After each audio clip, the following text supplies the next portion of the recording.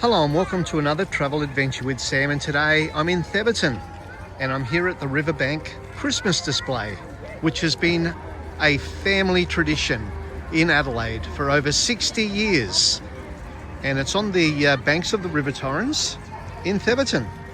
So I thought I'd bring you for a bit of a look-see and have a look at some of the attractions and some of the lights of this wonderful display.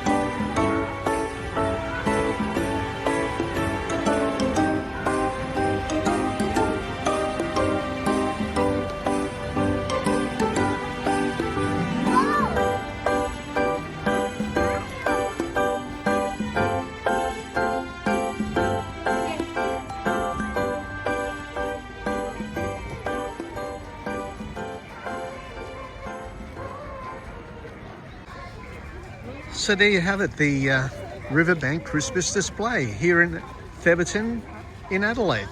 I hope you enjoyed this little video from Travel Adventures with Sam. If you did, please give it a thumbs up. Please feel free to share, and as always, please subscribe to my channel, as it's free to do and it helps my channel to grow. So until next time, happy travels.